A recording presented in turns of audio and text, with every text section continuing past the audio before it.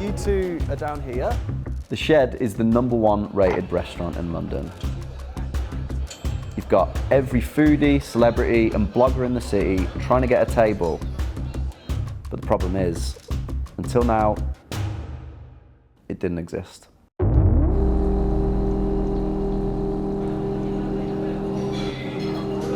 Its fake website explained that they don't have a traditional menu per se. Instead of meals, our menu is comprised of moods. For 7 months, Vice reporter Oobah Butler tricked TripAdvisor. It's like you blink and you're in the Groucho, you know what I mean? Can you believe that you managed to get to #1? You became the #1 restaurant in London. After the Shed news hit the headlines, I spent 20 hours doing interviews back to back in like the Times, Tory Graph, in the Evening Standard as a cultural reference point. It's an extraordinary story. It's a jaw-dropping story. Susanna Reid told me off on Good Morning Britain. It's a very naughty thing to do.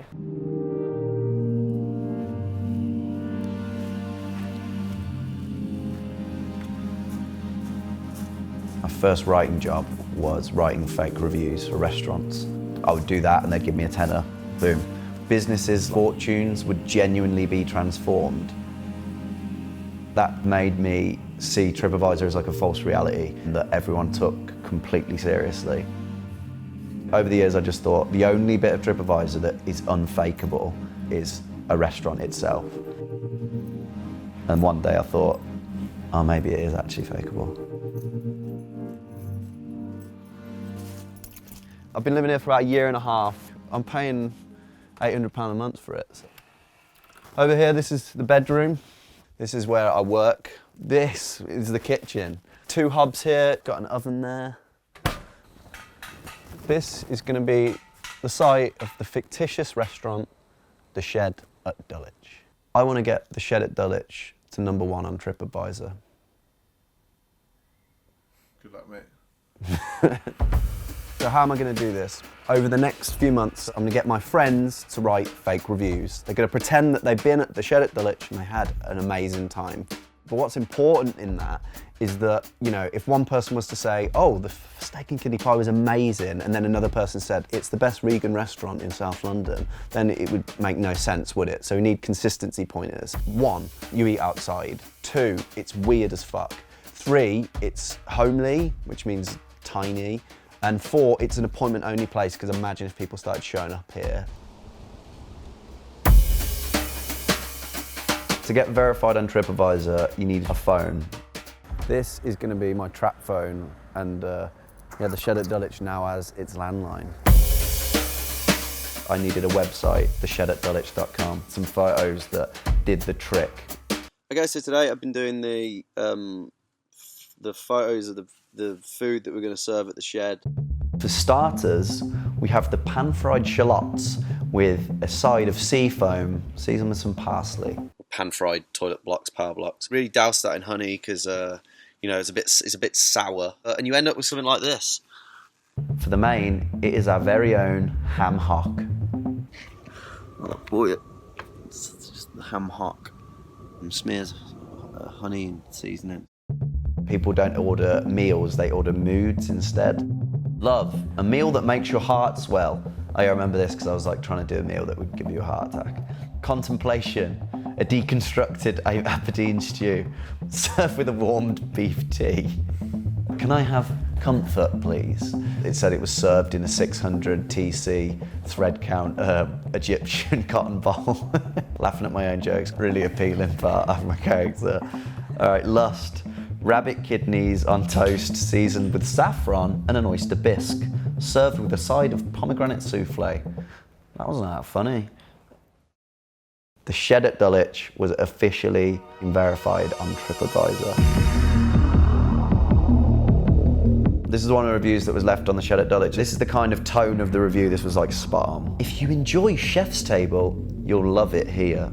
As the sun was setting, we were offered blankets. We politely declined, one had a stain on, but a nice touch. Adds to the al fresco feel. Hello? I wanted to book a table for 2. I just wanted to know what your availability was. Well, we are booked up on weekends up until sort of for the next sort of 6 weeks. The more reviews that went up, the more buzz developed, the higher it climbed, and the more people called me. Tonight is fully booked. We are fully booked today. Pretty damn sure that's going to be fully booked. Worth the wait. There's a fantastic rustic feel to it. The mood system is revolutionary. I went for horny and was not disappointed. Christmas 25. You want a table for 4 on Christmas Day? Yeah. Unfortunately, we are fully booked that day. I've just had an email from a young, results-hungry PR agency who want to represent the shed. It's actually going all right on my own. I mean, I'm rising up the rankings on TripAdvisor, but I'm starting to think that maybe we should see what they'll bring to the table. What is this? The call starts in 10 minutes, so I not only have to look a way that represents the shed, I have to speak a way that represents the shed and become a man who represents the shed. I don't actually know what's the best hat for this. They're just going to know that that's not real straight away. I'd say that's too much. It's too much. You know what? Fuck it. I'm wearing this. Stephen Muller. I'm shed at Dulwich. Hello. Is it Joshua? Can I see you at all? Can you see me? Absolutely. I like your hats. Oh, thank you. That's okay. Tell you about yourself. We have a kind of a whole plethora of different clients. And the whole idea is really to kind of create a splash and to kind of get quick results for people. I want to make the shed at Dulwich the hottest spot in London. The shining shed, you know?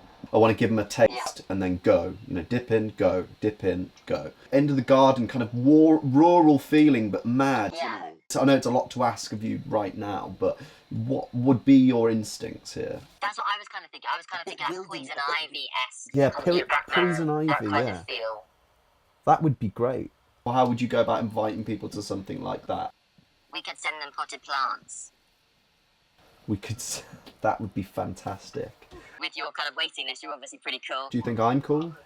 You've got a very cool hat on, so yes, let's go with yes. We just run a real restaurant. It's not a hard thing to do. It's good to be different. Thank you so much. All the best. Take care. Bye-bye.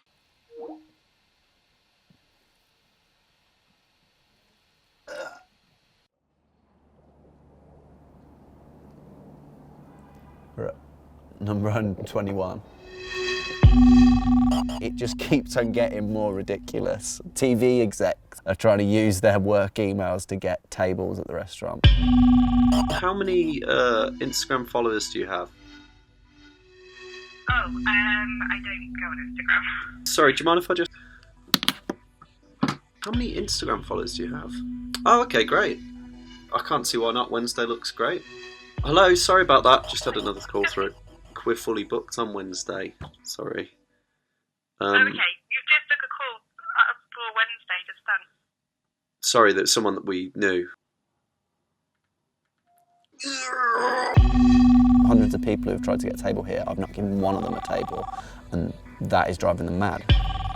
Going to be an erotic shoot going on in the restaurant? Yeah. Would you be comfortable with that? Yeah, that's fine. No problem. No, sorry, yeah, we are fully booked that night. Things started to get a bit out of hand. People were applying for jobs at my non-existent restaurant. People started using Google Maps as an estimated location of my house to send packages to my house. If people actually know where I live, does that not become dangerous? It seems that that's maybe going on the path to the wrong kind of prank.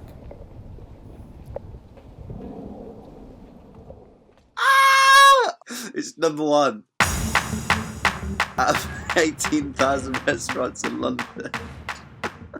Any of the Michelin star, it's rated better. It doesn't exist. It's 10:15.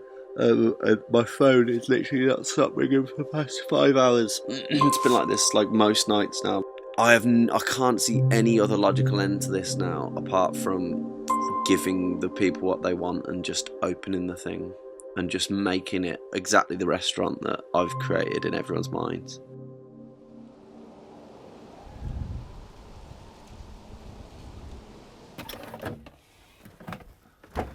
Okay, I'm celebrating because after 7 months of like lying constantly to anybody who rings his phone, I'm actually gonna not let somebody down.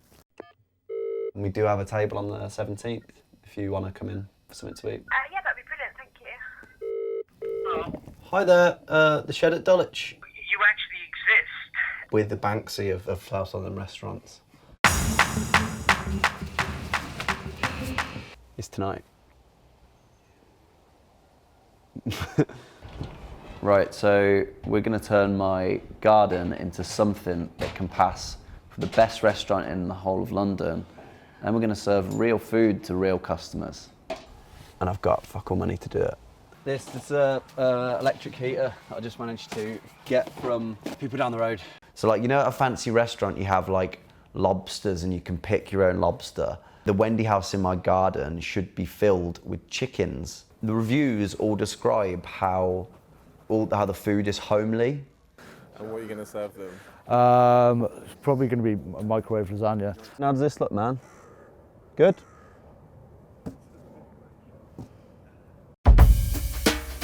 I grew up eating ready meals. So why don't we serve ready meals and dress them up with like micro herbs and like edible flowers and stuff like that so that they don't know the difference. Shed at Dulwich is stocked up, baby. The cost price per dish is £1. But I didn't want to get sued, so I ended up basically just saying that it was like a press night, so we just didn't charge for anything. We're just trying to put the fucking thing together. Like we've got to go and get all the tables and chairs, which are in a cafe. It's going to be like 5 trips because those cars are tiny. T minus 53 minutes until the first people get here, and we're just trying to lay out the place and make it like warm. This is pretty warm. I'm going to be helping Uber serve food or the moods. You just tell them what kind of mood they look like they're in. You want to like sell the fact that the food looks a bit shit. Chicken man's just got you. Trevor, the chicken man, he's like the animal handler for the stars. What are the names? Henrietta and Pot Pots. Henrietta and... Pot Pots, you can carry that one if you like. Oh, they're brown chickens, carefully selected. Oh. You're not going to eat them or nothing, are you? No, I'm going to tell people that they can. Oh, He was to handle the chickens in a way that no one would realise that he was anything to do with the chickens. Oh, hello. Time. Oh. Right. Go on, Henry. In you, Henry. There was DJ Sambience, who was literally just playing the sound of a restaurant and had a trigger pad for a microwave ding. Because we want it to be like a real restaurant, so it's got to sound like one, hasn't it? Like We've got the visual, sound. I'd really hate to look stupid when doing this. At the like 7 tables we had, over like half of them were like filled with actors, loudly expressing like how delicious their food was. Ooh, delicious. Because I wanted to create that same psychological space as TripAdvisor. You guys are up there. Is that safe? So we go on a ladder, yeah? The first ever customers for the Shed at Dulwich have arrived. Do you want to just wait at the intersection of Ethrow Street and Freehan Road, and we'll be with you in about 5 minutes? Is that okay? Great. I don't know what I should use as blindfolds. Shirts. I decided to put blindfolds on because people in London seem to absolutely adore novelties. Put these weird blindfolds on. Are you okay with this? Yeah. And because the first half of my garden is an absolute dive. Okay, all right, watch out. There's quite a disgusting mattress on the floor there. So. Yeah, step there. This is the longest I've ever held someone's hand. I mean.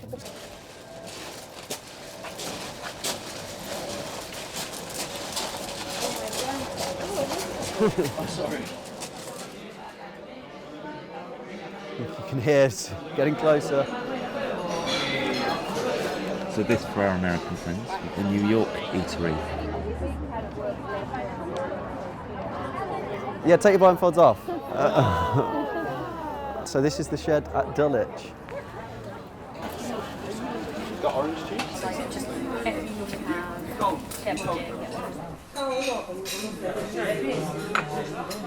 I sat him down and get some drinks and stuff, and then like Trevor gets a chicken out. Do you want to put it away? I'm sorry. Do you want to put, Trevor, you okay to put that chicken away? Did Trevor, you're a fucking nutcase. You kind of don't get to choose, no, it's kind of dependent on your mood, but I sort of work it out, and I've already worked it out for you guys. We've got a delicious minestrone with boiling water and a cup of soup. Do you enjoy the food? Yeah, it's really, really good. It's amazing. I'm really looking forward to seeing what's amazing. So we've got a beautiful vegetable lasagna for you, and the chef foraged these delights on the top as well. It's just a beautiful little garnish. Actually, that are quite particular to you guys tonight. Namaste. Yeah, no. So we've been trying to get hold of them for maybe 2 months, and then they said they had a table tonight, so we just came down, and it's like a really unique place. It's in a shed. It's quite hard to get a table, so here we are, and it's actually quite cool. We saw a couple photos online that people had posted, and it looked really interesting, and we're down to try the London food. They were in Paris last night. Tonight they're in the shed.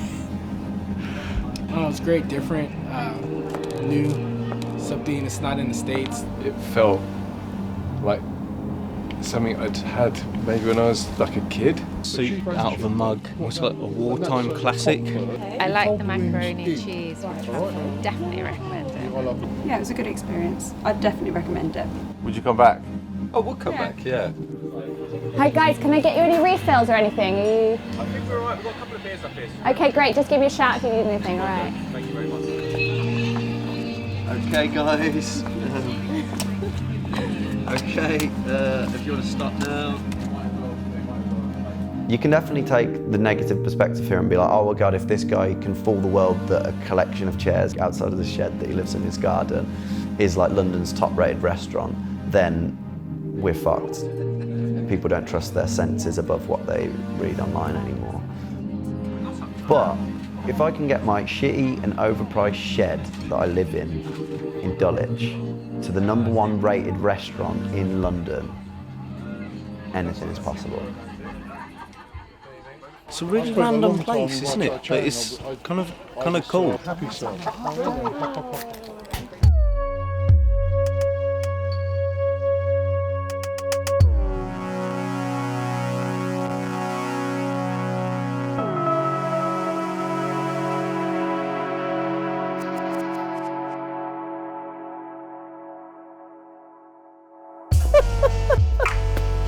They just tried to book again. They tried to book again.